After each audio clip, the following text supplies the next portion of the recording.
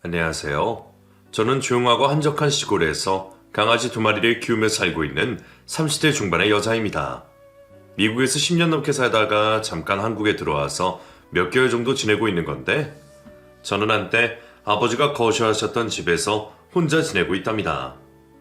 제가 누군지 제 사정을 아시는 동네 어르신들께서는 저만 보면 젊은 처녀가 왜 이런 곳으로 내려와 혼자 사냐며 얼른 도시로 나가 좋은 남자한테 시집가라고 난리도 아니랍니다. 처음엔 제가 딸 같기도 하고 손녀 같기도 해서 걱정되는 마음에 해주시는 말씀으로 받아들였는데, 볼 때마다 그러시니 저도 점점 스트레스를 받게 되더라고요. 어떻게 하면 저 소리를 더 이상 안 들을 수 있을까 생각하다 떠오른 생각이 하나 있었습니다. 어르신, 저 이혼녀예요. 서울에서 결혼 한 번 했었는데 남편 바람 피우고 남편한테 이혼당하고 와서 결혼 생각 없어요. 말씀은 정말 감사합니다. 바로 이것이었죠. 어르신들에게 제가 이혼녀라고 말하고 난 후부터는 결혼 이야기가 쏙 들어가 버렸습니다. 물론 부작용은 있습니다. 동네에 이혼녀라고 소문이 나고 왜 이혼을 했는지 궁금해하시는 분들이 없는 말을 지어내 소문을 낸다는 것이었죠. 그분들에게 소문은 사실이 아니다 일일이 해명하기는 힘들어 동네에서 가장 많기로 유명한 이명님을 불러 제가 왜 이혼을 하게 되었는지 그 시작과 끝에 대해 이야기해 주었습니다. 지금쯤이면 동네에 소문이 파다하게 났을 것 같은데, 그 기념으로 동네가 아니라 대한민국 전체에 동네방네 제 소문을 제가 내보려고 합니다. 저의 결혼 생활과 이혼 이야기에 정말 대박적인 요소들이 엄청 많거든요. 여러분들도 재미있게 들어주실 것 같아서 제대로 소문을 내보려고 하니 재미있게 들어주세요. 제가 초등학교 3학년 때 아버지의 바람으로 저희 부모님이 이혼을 하셨습니다. 저희 엄마는 제대로 된 친정 식구도 없고 힘이 없었기에 피해자이면서도 돈 한 푼도 받지 못하고 집에서 쫓겨났습니다. 여보, 다른 건 다 필요 없으니 우리 하은이만이라도 제가 데려가게 해주시면 안 될까요? 당신도 아시겠지만 저 하은이 없이는 못 살아요. 제가 이렇게 부탁할게요. 하은이는 제가 데려갈 수 있게 해주세요. 돈도 없이 애를 데려가서 어떻게 키우겠다는 거야? 내가 알아서 키울 거니까 당신은 애를 위해서라도 혼자 나가. 하은이 제 딸이에요. 하은이 제가 낳고 제가 키운 제 딸이라고요. 이 집에 제 것 하나 없다고 해도 유일한 제 것은 하은이라고요. 엄마가 집에서 쫓겨날 때 아버지에게 사정사정을 해서 저는 엄마와 함께 나올 수 있었습니다. 엄마는 저를 데리고 지하에 있는 단칸방을 얻으셨어요. 그리고 엄마는 저를 집에 두고 매일 해 뜨기 전 집에 나섰고, 제가 늦은 밤이 됐어야 집에 들어오셨습니다. 하은아, 엄마가 밥 차려뒀으니까 끼니 거르지 말고 꼭 챙겨 먹어. 그리고 문 꼭 잠그고 자야 돼. 알겠지? 엄마 조금만 일찍 들어오면 안 돼? 나 혼자 자는 거 너무 무서워서 그래. 엄마가 빨리 돈 벌어야지 우리 하은이 더 좋은 집에서 살게 할 수 있어. 그리고 엄마가 돈 많이 벌면 우리 하은이 새 가방이랑 새 신발 꼭 사줄게. 하루에 4시간을 자며 일을 하던 엄마 덕분에 엄마와 저는 1년 만에 지하방에서 벗어날 수 있었습니다. 해가 들어오는 집으로 이사를 가고 난 후 저는 앞으로 엄마와 단둘이 평생 행복하게 잘 살 수 있을 거라고 생각했습니다. 그런데 엄마는 저와 집을 나온 지 3년 만에 세상을 떠나셨습니다. 엄마는 이혼 후 잠도 제대로 못 자고 쉬는 날 없이 매일같이 일만 하다 병을 얻은 것이었습니다. 엄마 덕분에 사는 환경은 나아졌지만 엄마 생명을 갉아먹은 덕분이었습니다. 엄마가 돌아가시고 난 후 저는 어쩔 수 없이 아버지가 있는 곳으로 돌아갔습니다. 그곳에서 저를 반겨주는 사람은 아버지도 아닌 바로 계모였어요. 네가 하은이구나? 아줌마 하은이 엄청 기다리고 있었어. 앞으로 아줌마 우리 하은이한테 엄마가 되어줄 테니까 하은이도 아줌마 잘 들어줘. 우리 사이좋게 지내자. 앞으로 이분이 네 엄마니까 엄마 말 잘 듣거라. 그리고 아줌마라고 부르지 말고 꼭 엄마라고 불러야 된다. 네가 이분한테 아줌마라고 하면 사람들이 뭐라고 하겠냐? 아버지 말 무슨 말인지 이해했어? 아버지도 계모도 저에게 무서운 존재였기에 저는 두 사람이 하라는 대로 할 수밖에 없었습니다. 아버지는 계모에게 엄마라 부르라고 했지만 엄마라는 말이 쉽게 나오지 않았던 저는 최대한 엄마라는 말을 사용하지 않고 계모와 대화를 나눴습니다. 그런데 계모가 아버지가 없을 때 그걸 가지고 트집을 잡기 시작했습니다. 하은아, 너 진짜 웃긴다? 너한테 일부러 엄마라고 안 하는 거지? 아버지가 나한테 엄마라고 부르라고 했던 거 잊었어? 죄송합니다. 엄마라고 자주 부를게요. 착한 척 좀 그만해. 아줌마라고 부르고 싶으면 아줌마라고 불러도 돼. 근데 너 아빠한테 혼나기 싫어서 아줌마라고도 안 부르고 엄마를 부르기 싫어서 엄마라고 안 부르는 거지. 너 진짜 여우 같은 기집애구나. 너희 엄마가 그렇게 너 가르쳤어? 계모는 10살이었던 저에게 못하는 말이 없었습니다. 아버지가 없을 때마다 계모는 밥상에 저를 앉혀두고 저희 엄마 욕을 신나게 했습니다. 너는 너희 엄마처럼 멍청하게 살면 안 돼. 정신을 바짝 차리고 살아야지. 남편도 안 뺏기고 자식도 안 뺏긴다고. 근데 딸은 엄마 팔자 닮는다고 하긴 하더라. 계모는 제가 조금 어릴 땐 말로 구박을 하더니 제가 크면 클수록 저의 몸에 손을 댔습니다. 물론 아버지는 전혀 모르게 티 안 나게 조금씩 저를 괴롭혔죠. 사람들은 저에게 왜 아버지한테 사실대로 말 안 했냐고 하지만 저에게 아버지는 너무나 무서운 존재였고 제 말을 들어주지 않으실 거라고 생각을 했기 때문에 말 자체를 꺼내지 않았죠. 그리고 저는 20살이 되자마자 아버지에게 편지 한 통을 남겨두고 나왔습니다. 아버지, 저 이제 성인이 되었으니 알아서 살아가 보도록 하겠습니다. 그동안 키워주셔서 감사합니다. 건강하게 사시고 저 찾지를 말아주세요. 그럼 안녕히 계세요. 야반 도주하듯 짐을 싸들고 서울로 올라온 저는 어릴 때부터 조금씩 모아둔 돈을 털어 고시원방 하나를 잡았습니다. 방을 잡고 난 후 제가 가장 먼저 한 일은 일을 구하는 것이었죠. 엄마처럼 식당같이 힘든 곳에서 일을 하면 엄마와 같은 병을 얻을까 두려웠던 저는 사무직 일을 찾아다녔습니다. 근데 아가씨, 이제 막 20살 되고 할 줄 아는 게 없는데 우리 사무실에서 무슨 일을 한다는 거야? 어디 가서 자격증이라도 따오든가 경력을 쌓던가 해야 될 것 같은데? 막 고등학교를 졸업한 제가 일할 수 있는 곳은 그리 많지 않았습니다. 그러다 우연히 직원이 10명 미만인 아주 작은 유통회사에서 면접을 봤는데 그곳 사장님이 저를 엄청 환영해 주셨어요. 자격증이랑 경력 같은 건 없어도 돼요. 내일부터 바로 출근하시면 돼요.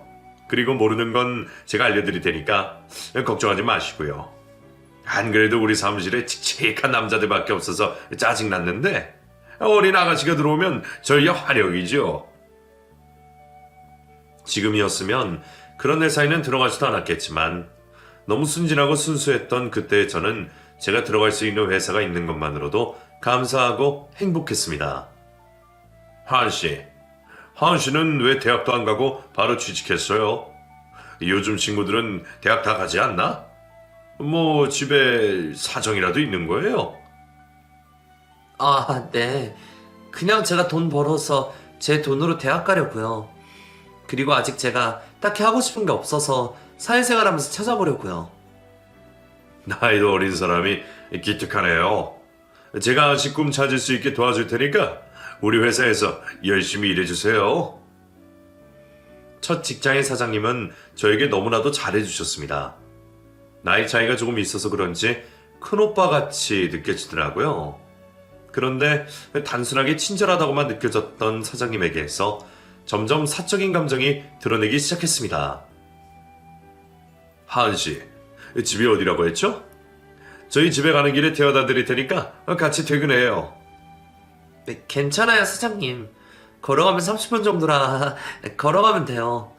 사장님 먼저 퇴근하세요. 30분이나 걸어간다고요? 버스 타면 금방 올 것 같은데 왜 걸어 다녀요? 날도 추운데 그냥 제 차 타고 가요. 걷는 거 좋아하기도 하고 버스비 아낄 겸 걸어 다녀요. 걱정해 주셔서 감사합니다. 사장님은 괜찮다는데도 퇴근할 때마다 저를 자신의 차로 집까지 데려다 주었습니다. 그게 점점 부담스러워졌던 제가 사장님에게 말했습니다. 사장님, 내일부터는 안 데려다 주셔도 돼요. 내일부터 버스 타고 다닐 생각이거든요. 그동안 정말 감사했습니다. 왜요? 제가 이렇게 데려다 주는 게 부담스러워서 그래요? 저는 이게 좋아서 하는 건데. 훅 들어오는 사장님의 말에 저는 당황스러워 어쩔 줄 몰랐습니다. 제가 눈알만 굴리고 손톱을 듣고 있자 사장님이 저를 귀엽다는 듯 바라보며 말했습니다. 이렇게 말하기 쑥스럽지만 나 하은 씨 좋아하는 것 같아요.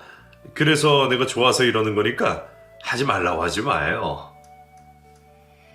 그 자리에서 좋아하지 말아달라고 말을 했어야 했는데 소심했던 저는 아무 말도 하지 못했습니다. 사장님은 그걸 긍정의 의미로 받아들인 걸까요? 그날 이후로 직원들 보는 앞에서도 대놓고 저를 챙기셨습니다. 우리 하은씨 달달한 초코라떼 좋아한다고 해서 사와봤어요. 아직 뜨거우니까 조금 식으면 마셔요. 감사합니다. 잘 먹겠습니다. 또 뭐 좋아해요? 하은씨 좋아하는 걸로 간식 좀 사다 놔야겠어요. 저는 괜찮아요. 그리고 저는 아무거나 다 잘 먹으니까 다른 분에게 여쭤보시면 될 것 같아요. 아이, 하은씨 먹이려고 사두는 건데 다른 사람한테 그걸 왜 물어봐요? 지금 말하기 좋은 그러면 문자로 남겨놔요. 알겠죠? 사장님은 저를 아기 대하듯 조심스러워하면서도 적극적으로 저를 꼬셨습니다. 고시원 옆방 언니랑 친해져서 자주 저녁을 같이 먹는데 제가 그 언니에게 고민을 털어놓았습니다. 그래서? 하은이 너도 그 사장이 마음에 들어? 마음에 들면 한번 만나봐. 사장이랑 만나면 손해볼 거 없잖아. 그러기에는 사장님이 나이도 많고 뚱뚱해서 싫어. 나 아직 20살인데 그런 아저씨랑 만나기 좀 그렇잖아. 그치? 그건 그렇긴 한데 사장이면 돈 많은 거 아니야? 너 돈 많은 남자랑 결혼하고 싶다고 했잖아. 사장님에게 돈이 많아도 외적인 게 너무나 내 스타일이 아니었기에 저는 사장님과 잘 되고 싶은 마음이 전혀 없었습니다. 사장님은 포기할 만도 한데 1년 넘게 저에게 구애를 했습니다. 하은씨한테만 이번 달에 보너스 조금 더 챙겨줬으니까 그걸로 맛있는 거 사 먹어. 대신 다른 직원들한테는 비밀이야. 사장님은 저에게만 보너스를 더 챙겨준다던가 추운 겨울이 되면 따뜻한 외투를 사다 준다던가 마치 아빠처럼 저를 챙겨주었습니다. 처음엔 너무 부담스럽고 싫었었는데 1년 넘게 사장님의 챙김을 받다 보니 저도 점점 사장님이 달라 보이기 시작했습니다. 사장님도 그걸 눈치챘는지 그때부터는 다른 방식으로 저를 꼬시기 시작하더군요. 하은씨, 나 지금 하은씨 고시원 앞인데 잠깐만 나와줄 수 있어? 전해줄 게 있어서 말이야. 이것만 전해주고 금방 갈게. 주말에 집에서 쉬고 있는데 사장님이 제가 사는 곳 앞으로 찾아오셨습니다. 설마 데이트를 하려고 하는 건가 싶어 긴장한 상태로 내려갔더니 사장님은 저에게 반찬통을 건넸습니다. 우리 어머니가 하은씨 갖다 주려고 만든 반찬들이야. 우리 회사에 어린 여직원이 혼자서 고시원에 살고 있다고 하니까 엄마가 기특하다고 끼니 걸어주지 말라고 챙겨주시더라고. 사장님, 어머니가요? 제가 이런 걸 받아도 될지 모르겠어요. 정말 감사합니다, 사장님. 그리고 이렇게 직접 가져다 주셔서 감사해요. 정 그렇게 고마우면 하은씨 오늘 나랑 데이트해. 그 정도는 해줄 수 있지? 그날 처음으로 사장님과 단둘이 데이트를 했습니다. 이상하게 데이트를 하는 내내 마음이 너무 설렜습니다. 이래도 되나 싶을 정도였죠. 그리고 그날 이후로 사장님과 저는 매주 한 번씩은 꼭 데이트를 하며 같이 시간을 보냈습니다. 사장님이 아빠같이 느껴지고 저에게 점점 소중한 사람이 되어가고 있을 때 저에게 자신의 가족들을 만나보지 않겠냐고 물었습니다. 우리 엄마가 하은이한테 맛있는 집밥 만들어주고 싶다고 꼭 한번 데리고 오라고 하던데 이번 주말에 우리 집 가서 같이 밥 먹을래?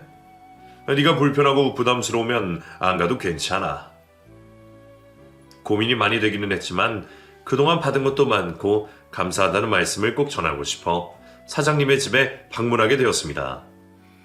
사장님에게는 어머니와 누나 한 명이 있었는데 두 사람은 인상이 너무나도 좋고 따뜻한 사람들이었습니다. 하은씨 어서 와요. 오늘 하은씨 온다고 해서 갈비찜이랑 해서 이것저것 준비했어요. 얼른 들어와서 밥부터 먹어요. 야 지훈아, 네 여자친구 엄청 예쁘다. 역시 어린 게 최고인가 봐. 피부 반들반들한 거 좀 보라고. 사장님의 어머니와 누나는 저에게 정말 잘해주셨습니다. 두 모녀도 저를 어린아이 보는 듯한 눈빛으로 저를 바라보셨죠. 하은이는 가리는 거 없이 다 잘 먹어서 보기 좋구나. 이것도 먹고 이따가 밥 한 그릇 더 먹어. 하은이 우리 지훈이한테 시집왔으면 좋겠다. 그럼 내가 친언니처럼 하은이한테 엄청 잘해줄 텐데. 엄마도 하은이가 지훈이한테 시집 오면 딸처럼 잘 대해줄 수 있지? 넌 무슨 그런 당연한 소리를 하니. 하은이 우리 지훈이한테 시집만 오면 내가 진짜 내 친딸보다 더 잘해줄 거야. 그러니까 하은아, 우리 지훈이한테 시집 와줘. 내가 시집살이 절대 안 시키고 잘해줄게. 사장님의 어머니와 누나는 처음 만난 자리에서 저에게 시집을 오라고 난리도 아니었습니다. 부담스러운 마음이 들기도 했지만 그보다 어른들한테 예쁨을 받는 것 같아 기분이 더 좋았습니다. 엄마가 돌아가시고 아버지 집에서 살면서 저는 절대 사랑을 받을 수 없는 사람이라고 생각했는데 엄마 이후로 저를 이유 없이 사랑해주는 사람들을 만난 것 같아 행복했죠. 근데 저 친정 부모님도 다른 가족도 없이 저 혼자뿐인데 저 같은 며느리도 괜찮으세요? 오히려 더 좋지. 하은아, 그런 거 걱정하지 말고 마음 편하게 먹고 우리 집으로 시집와. 우리가 하은이한테 가족 되어줄게. 저는 시모와 신우의 친절함에 넘어가 사장님이었던 남편과 결혼을 하게 됐습니다. 10살이 훌쩍 넘는 나이 차이였지만 제가 결혼을 결심했을 땐 그 나이 차이 따윈 문제가 되지 않았습니다.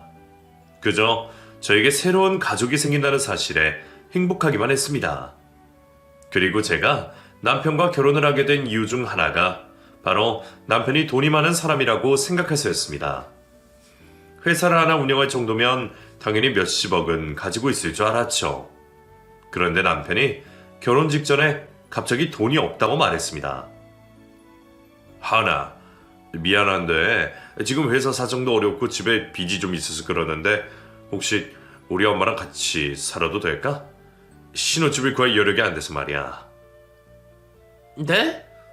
저한테 분명히 30평대 아파트 구해서 살 거라고 했잖아요. 갑자기 헛가라냐. 저는 어머님이랑 형님이랑 같이 살 자신이 없는데요. 하나, 우리 엄마랑 누나가 너한테 시집살이 시키는 것도 아니고 아니, 너도 알겠지만 너한테 엄청 잘해주잖아. 근데도 싫어? 너 진짜 웃긴 애다. 아니, 그건 아는데 그래도 어느 며느리가 시어머니랑 시누이랑 같은 집에 살고 싶어 하겠어요. 저 정말 자신 없어서 그래요. 시모와 신우가 좋아도 합가는 별개의 일이었습니다. 그래서 제가 조금 투정을 부렸더니 남편이 무서운 얼굴을 하며 말했습니다. 일단은 내가 하자는 대로 하자. 너는 내 말에 고분고분 따라올 줄 알았는데 너도 꽤 성깔 있나 보다. 대드는 거 보니까. 오빠, 그래도 할 말은 해야 된다고 생각해서 말한 거예요. 월세집에 살아도 좋으니까 저희 따로 살면 안 될까요? 안 된다고 했지. 네 돈으로 집 구하는 것도 아닌데 왜 네가 난리야? 한 번만 더 그 이야기 꺼내면 나 진짜 안 참는다. 결혼식을 준비하면서 이건 잘못해도 한참 잘못했다고 생각을 했습니다. 그런데 그때 제가 할 수 있었던 건 아무것도 없었어요. 남편과 싸울 수도 없었고 파혼을 할 수도 없었죠. 그래서 거의 울며 겨자 먹기식으로 남편과 결혼을 하게 되었습니다. 결혼을 하고 난 후 제 편인 줄 알았던 시모와 신우에게 속상함을 털어놓았는데 시모와 신우가 180도 달라진 모습으로 저를 대했습니다. 너 지금 나한테 내 아들 욕하는 거니? 뭐 네 편이라도 들어달라고 이야기를 꺼낸 거야? 그리고 우리 지훈이가 무슨 틀린 말을 했다고 그래?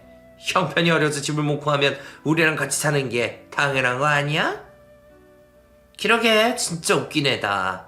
야, 우리가 너한테 시집살이 시키는 것도 아니고 너는 가족도 없이 혼자 살다가 우리랑 같이 살면 더 좋은 거 아니야? 넌 오히려 우리한테 감사해야지. 결혼 전으로 너무 달라진 모습을 보여주는 시모와 신우에게 실망하기도 했고 충격을 받았던 제가 남편에게 시모와 신우를 이르듯 말했습니다. 이번엔 남편이 제 편을 들어주길 바라서였죠. 오빠 어머님이랑 형님 도대체 왜 그러시는 걸까요? 결혼 전에 저한테 정말 잘해주셨는데 갑자기 그러시니까 제가 정말 무슨 잘못이라도 했나 싶어요. 오빠가 어머님이랑 형님한테 말 좀 해주시면 안 돼요? 내가 무슨 말을 해? 그리고 너 진짜 우리 엄마랑 누나가 왜 그러는지 몰랐을 거냐? 왜요? 무슨 이유라도 있어요? 뭐 때문에 그러시는 건지 알려주시면 제가 고쳐보도록 할게요. 시모와 신우와 같이 사는 이상 최대한 밉보이지 않아야 했기 때문에 시모와 신우가 제게 그러는 이유를 듣고 제가 잘못한 것이라면 고치려고 했습니다. 하지만 남편 입에서 나온 말들을 듣고 저는 속상한 마음에 눈물을 흘리고 말았습니다. 너 나한테 시집 올 때 뭐였어? 숟가락 하나도 안 해야지. 너 진짜 맨몸으로 나한테 시집 왔잖아. 너도 알지? 그건 제가 가진 게 없기도 하고 그냥 맨몸으로 와도 된다고 하셔서 진짜 그런 줄 알았어요. 아무리 그래도 이 집에 들어오기 전에 우리 엄마랑 누나한테 줄 명품 백 정도는 사들고 왔어야지. 나는 그렇다 쳐도 시어머니랑 신우이한테 그 정도는 해야 되는 거 아니야? 이유가 단순히 그런 물질적인 것들 때문이라는 사실을 알게 된 저는 마음의 상처를 받아 눈물이 났습니다. 이건 제가 잘못한 부분도 아니었고 고치고 싶어도 고칠 수 없는 이유였으니까요. 야, 울지 말고 앞으로 엄마랑 누나 하는 말 듣기나 해. 그러면 그나마 미움 덜 받을 거야. 남편은 제가 울어도 크게 관심을 가진다거나 걱정을 하지 않았습니다. 이럴 거면 도대체 나랑 왜 결혼을 했는지 궁금해질 정도였어요. 그런데 저는 그 궁금증의 해답을 회사 건물 화장실에서 듣게 되었습니다. 결혼하고 나서도 남편 회사에서 일을 했었는데 남편 사무실이 있는 건물은 화장실이 공용이었습니다. 볼일을 본다고 화장실 안에 있는데 밖에서 여자 2명이 대화하는 걸 어쩌다 엿듣게 되었습니다.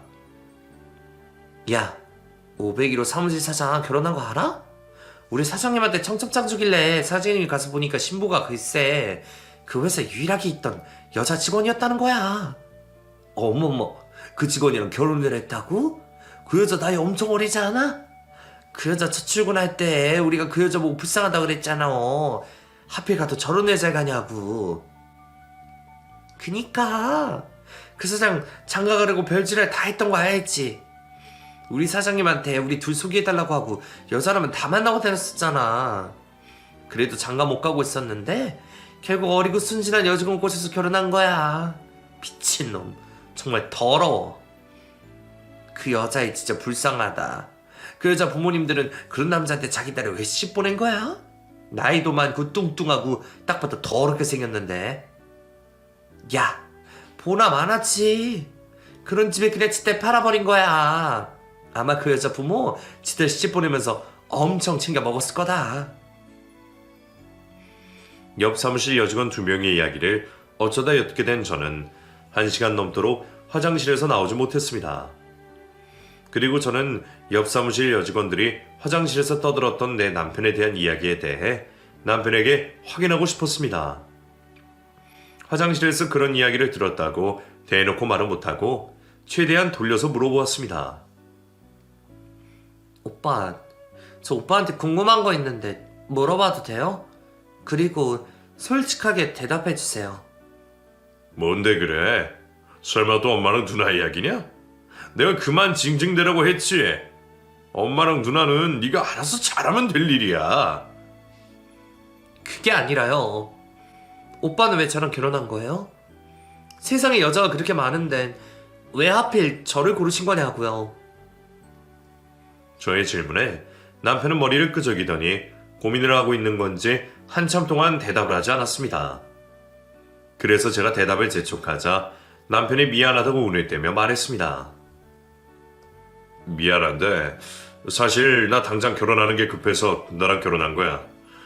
이 나이 되도록 결혼 못하고 있으니까 사람들이 나한테 문제 있다고 생각했는지 이상한 소문들을 내더라고.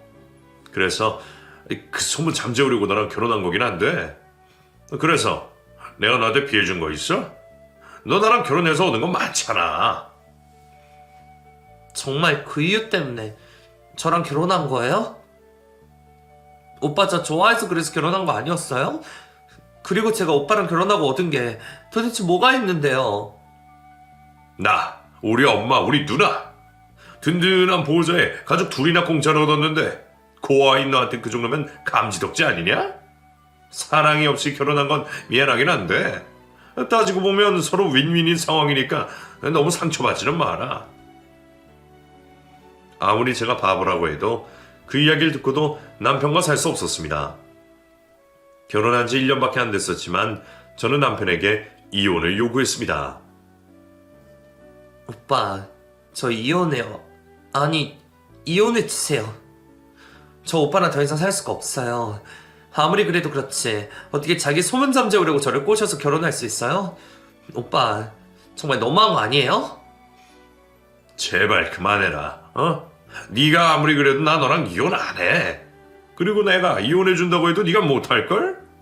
너 나랑 이혼하면 그 나이에 이혼녀 되고 갈 곳도 없어질 텐데 나랑 이혼할 수 있어? 이혼녀 닥치 붙여서 무슨 일을 하겠다는 거야? 남편 말대로 저는 남편과 이혼을 하면 이혼녀가 되는 것인데 이혼녀로 살아갈 자신이 없었습니다. 안 그래도 가족도 없이 세상에 혼자라서 사람들에게 만만한 대상이 되는데 거기에다 이혼녀라는 딱지까지 붙이면 저는 이 험난한 세상을 절대 혼자서 살아갈 수 없겠다는 생각이 들었어요. 제가 아무 말도 못하고 가만히 있자 남편이 가소롭다는 듯 웃으며 말했습니다. 네가 생각해도 이혼녀로 혼자 살아가기는 힘들겠지. 너 그냥 우리 집에서 우리 엄마 잘만 모시고 살면 내가 평생 먹여 살려줄 테니까 그냥 집에 딱 붙어 있어. 그리고 회사에 좀 해결되면 너 대학도 보내줄게. 됐냐? 이 정도면 너 우리 집에 붙어 살만 하지? 결국 저는 참고 살기로 했습니다. 어차피 저에게 자존심 따윈 없었으니 참고 사는 건 문제가 되지 않았고 혼자 외롭게 사는 것보다 미우나 고우나 가족들과 함께 사는 게 더 좋겠다고 생각을 했습니다. 시모와 신우에게 시집살이를 당하고 남편에게 사랑을 받지 못해도 그래도 한 가정에 속해 있다는 안도감으로 버티고 살았는데 어느 날 빨래를 하다 남편 옷에 외간 여자의 진한 립스틱이 묻어있는 걸 발견했습니다. 제가 그걸 시모에게 보여주자 시모가 말했습니다. 밖에서 일하는 남자면 한 번쯤은 다 그런 것도 각오하는 거니까 괜히 밖에서 힘들게 일하는 애한테 잔소리하지 말고 모른 척 넘어가. 어머니, 그래도 이건 아니죠. 그리고 잠깐 그런 곳에 간 게 아니라 아예 딴 여자랑 바람이 나면 어떡해요. 어떻게 된 건지 오빠한테 물어봐야 되는 거 아닐까요? 우리 지훈이가 미쳤다고 널 두고 바람을 피우겠니? 쓸데없는 짓 하지 말고 그냥 넘어가. 설마 이걸로 꼬투리 잡고 넘어질 생각은 아니지? 남편에게 당장이라도 따져먹고 싶었지만 시모의 말을 듣기로 했습니다. 괜히 그랬다가 남편에게도 욕을 얻어먹고 시모에게 더 심한 시집살이를 당할까 무서워서였죠. 그렇게 아무것도 모른 척 묻어뒀는데 사무실로 남편의 상간녀가 찾아왔습니다. 안녕하세요? 여기 김지훈 씨 회사 맞나요? 저 김지훈 씨 좀 만나러 왔는데 김지훈 씨 어디 계세요? 어쩐 일로 오셨어요? 사장님 지금 잠깐 외출 중이신데 연락 드려볼까요? 아, 저 김지우 씨 여자친구거든요. 여기 앉아서 기다릴게요. 금방 돌아오겠죠. 사무실로 들이닥친 낯선 여자의 입에서 제 남편의 여자친구라는 말이 나오자마자 사무실은 난리가 났습니다. 직원들은 제 눈치를 보며 그 여자를 밖으로 데리고 나가려고 애를 썼고, 그 여자는 사무실 직원들이 자신에게 무례하게 군다고 생각을 하며 되려 화를 냈습니다. 저기요, 제가 어디 못 올 곳이라도 왔어요? 다들 무리하게 무슨 짓이에요? 당장 제 몸에서 손 떼세요. 상간녀가 사무실에서 난동을 부릴 때 마침 남편이 들어왔고, 남편은 당황해하며 상간녀를 데리고 나갔습니다. 그리고 그날 밤 저는 남편에게 처음으로 화를 냈습니다. 오빠, 정말 바람 피우고 있었던 거예요? 도대체 언제부터였어요? 아이, 그냥 재밌게 잠깐 만나는 거였어. 신경 쓸 일 아니니까 신경 꺼. 이게 신경이 끈다고 꺼질 일이에요? 어떻게 상간녀를 사무실로 찾아오게 만들 수가 있어요? 직원들이 뭐라고 생각을 하겠냐고요? 어차피 내 돈 받아먹고 사는 애들인데 자기들이 뭐라고 생각하면 뭔 상관이야. 오늘 일은 내가 대충 너한테 미안하다고 사과할 테니까 그냥 넘어가라. 제가 울고불고 소리를 꽥꽥 지르며 난리를 부리자 남편은 저에게 내일부터 회사에 나가지 말라고 했습니다. 너 잘린 거니까 내일부터 사무실 나갈 생각하지 마. 난 네 남편이자 네 회사 사장이야. 내가 네 밥줄 쥐고 있는데 어디 겁도 없이 까불어? 남편은 저를 회사에서 잘라버렸고, 저는 그날부터 어디 가지도 못하고 창살 없는 집에 갇히고 말았습니다. 하루하루 죽는 것보다 못한 삶을 살고 있는데 남편은 저를 집에 가둬두고 신이 났는지 대놓고 바람을 피우기 시작했습니다. 오빠, 제발 적당히 하세요. 도대체 일주일에 외박을 몇 번이나 하시는 거예요? 설마 두 집 살림 차리신 건 아니죠? 두 집 살림을 차리든 세 집 살림을 차리든 네가 무슨 상관이야? 네가 본천하고 유세 부리는 거야?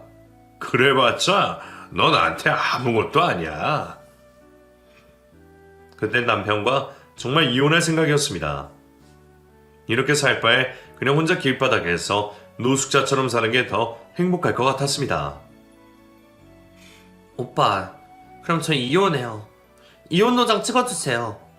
그리고 저한테 위자료도 주세요. 저 맨입으로는 오빠랑 이혼 못해요. 난 너랑 이혼하기 싫은데 내가 왜 이혼을 해줘야 돼? 친정도 없고 가난하면 입 다물고 남편한테 복종이나 해야지. 어디 감히 아무것도 없는 년이 까불어 까불기는. 그래서 너 나 부모 없고 혼자라고 무시하는 거니? 이러려고 어리고 부모 없는 나를 선택한 거야? 네가 나한테 막대해도 내 편 들어줄 사람 너 하나도 없으니까. 돼지 새끼가 신부만 고약해가지고 네가 그래서 그 나이 먹도록 장가를 못 간 거야. 제가 남편에게 소리 지르고 대들자 남편과 시모 그리고 시누이가 앞세 제 짐을 가방에 대충 우겨넣고 집 밖으로 던져버렸습니다. 꺼지라고! 너 같은 년이랑 한 입에 못 살 것 같으니까 이 집에서 나가! 불쌍한 년 걷어서 먹여 살려줬더니 은혜도 모르고 감히 아내 같은 남편한테 대들어? 너 반성할 때까지 돌아올 생각 절대 하지 마. 추운 겨울 슬리퍼 바람으로 쫓겨난 저는 결국 서울 고모집으로 찾아갔습니다. 그대로 밖에 있다가는 얼어 죽을 것 같아서 죽기 싫어서 고모를 찾아갔죠. 고모는 저를 보자마자 저를 껴안고 펑펑 우셨습니다. 하은아, 도대체 어디 갔다 온 거니? 그리고 꼴이 대체 이게 뭐야? 너희 아빠가 너를 얼마나 찾아 헤매고 있는 줄 아니? 아빠가 저를 찾고 있다고요? 아빠 그럴 성격 아니신데? 아빠가 왜요? 너희 아빠 3달밖에 못 산대. 죽기 전에 너 꼭 보고 싶다고 전국 팔방으로 너 찾고 다니고 있어. 아이고 하은아, 이제라도 나타나서 정말 다행이다. 너희 아빠 네 얼굴은 보고 가겠구나. 아빠가 죽을 날에 받아놓고 저를 기다리고 있다는 고모의 말에 저는 제가 남편에게 집에서 쫓겨난 사실을 까맣게 잊고 말았습니다. 제가 남편에게 쫓겨난 것보다 아빠가 곧 죽는다는 게 더 충격으로 다가왔습니다. 아빠랑 같이 사시는 분은요, 그분 아직 아빠랑 같이 살고 계세요? 그 여자 너희 아빠 죽을 병에 걸렸다는 소식 듣고 집에 돈 내는 거 다 들고 도망가 버렸다고 하더라. 너희 아빠 지금 병원에 혼자 누워있어. 병원으로 찾아가니 아빠는 살이 빠져 가죽만 남아있는 모습으로 침대에 누워 계셨습니다. 아빠는 저를 보고 말없이 눈물만 보이셨습니다. 그리고 저에게 딱 한마디를 남겨두고 눈을 감으셨죠. 하은아, 아빠가 미안하다. 아빠가 더 사랑해주지 못해서 미안해. 아빠를 용서하지 마라. 아빠가 돌아가시고 난 후 저는 아빠가 지냈던 시골집에서 지내며 마음의 안정을 취하고 있었습니다. 그런데 그때 시모에게 연락이 왔습니다. 제가 집에서 쫓겨난 지 반년 정도가 지낼 때였죠. 야, 하은아, 우리 지훈이 지금 회사 망하기 일보 직전인데 너 혹시 모아둔 돈 좀 있니? 있으면 우리 지훈이 좀 도와주라. 그래도 네가 우리 지훈이 저 아니냐. 지금 돈 못 구하면 지금 우리 살고 있는 집 팔아야 돼서 그래. 그러니까 모아둔 돈 없으면 빌려서라도 좀 도와줘. 오빠는 뭐 하는데 어머니가 저한테 연락하시는 거예요? 설마 오빠 집 나갔어요? 뭐 여자랑 산다고 나가는데 연락을 해도 연락 받지도 않고 내가 미쳐버리겠다. 아니면 네가 연락이라도 해볼래? 저는 시모에게 남편이 다른 여자와 살고 있다는 곳에 주소를 받아냈습니다. 그리고 저는 변호사를 대동해 그곳으로 찾아갔죠. 주소가 적힌 집 현관문을 두드리자 집 안에서는 속옷바람의 남편과 잠옷만 입은 상간녀가 나왔습니다. 그리고 그 순간을 놓치지 않고 변호사가 사진을 찍었습니다. 아이씨, 왜 사진을 찍어? 야, 네가 여기를 어떻게 알고 왔냐? 옆에 이 새끼 누구야? 설마 너 우리 집에서 나가서 딴 남자고 한 거야? 너 진짜 난년이구나. 도대체 무슨 소리를 하는 거예요? 저 오빠 바람 피우는 현장 잡으러 온 건데요? 그러니까 네 새 남자랑 같이 해서 나 조지러 온 거 아니냐고? 너 이거 바람이면 나 너 불륜으로 이혼수송 걸어버릴 거니까 그렇게 안 와. 남편이 저희 변호사와 저를 보고 오해를 하자 변호사가 명함 한 장을 꺼내 남편에게 건넸습니다.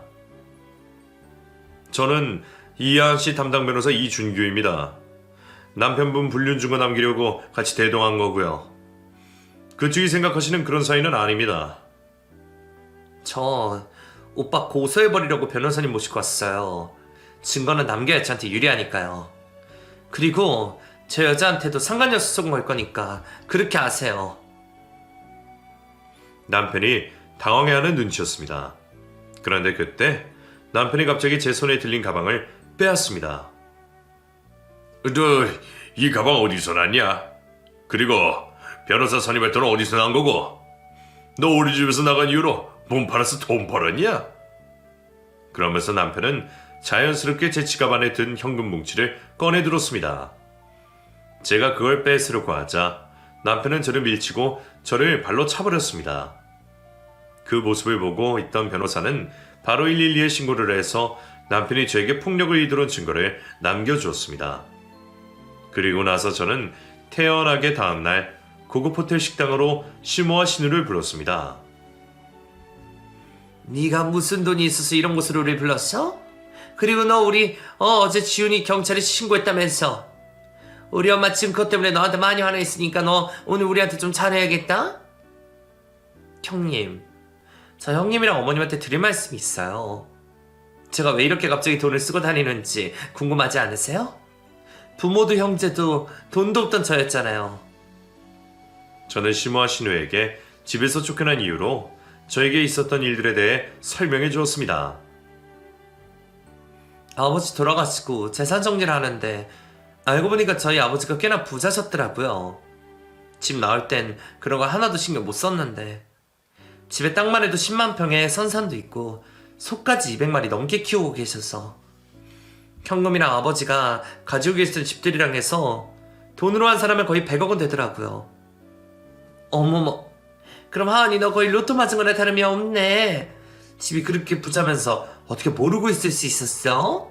너도 진짜 바보다. 아버지가 새어머니를 사셔서 저는 집에서 도망칠 생각만 했지 아버지 재산을 받을 생각을 못했어요. 결론적으로 형님 말대로 저 로또 두세 번 맞은 거나 다름없긴 하죠. 제 이야기를 다 듣고 난 시모와 신우는 태도를 바꾸고 알랑방귀를 끼며 말했습니다. 그럼 우리 며느리가 우리 아들 좀 도와주면 되겠다. 하나 그동안 우리가 너한테 서운하게 했던 거 다 잊고 우리 다시 잘 지내보자. 그래 하나 우리가 지훈이 설득시켜서 다시 정신 차리고 살게 도와줄 테니까 딱 한 번만 눈 감고 우리 지훈이 용서해줘. 저는 저에게 벌벌 기기 시작하는 시모와 신우에게 웃으며 말했습니다. 제가 조만간 집으로 선물 큰 거 하나 보내드릴게요. 어머님이랑 형님은 집에서 제가 보내드리는 선물 기다려주세요. 저는 바로 남편에게 이혼 소송을 걸었습니다.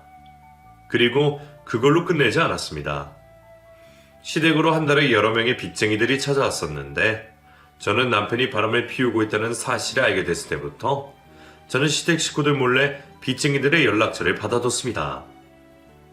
바로 이럴 때 써먹으려고 연락처를 모아둔 것이었죠. 저는 빚쟁이들에게 연락을 돌려 남편의 위치를 알려주었습니다. 남편은 이제 어디로 도망가지도 못하는 도관에 든 쥐가 되었습니다. 그렇지 않아도 회사가 망해서 빚더미에 나앉아있던 시댁은 저에게 위자료를 줘야 돼서 집도 팔아버리고 집 팔아버린 돈으로 빚을 갚느라 알거지가 되었습니다. 시댁이 알거지가 되자 시모가 신우가 또 저를 찾았습니다. 하은아, 우리가 정말 갈 데가 없어서 그러는데 우리 둘 좀 걷어주면 안 되겠니?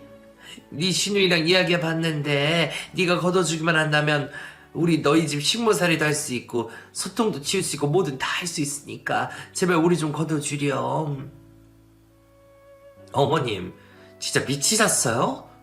아무리 부탁할 사람이 없어도 저한테 찾아오신 건 아니죠. 그리고 저는 어머니 같은 식모 필요 없으니까 돌아가 주세요. 시모와 신우이는 바닥에 드러눕기도 하고 제 바지가랑이를 붙잡으며 1시간 넘도록 저를 놓아주지 않았습니다. 그들의 뻔뻔함에 화를 참지 못한 제가 시모와 신우이에게 침을 뱉었습니다. 제가 당신들한테 침 뱉었다고 경찰에 신고하세요. 경찰에 신고하시면 저한테 합의금 정도 받을 수 있지 않을까요?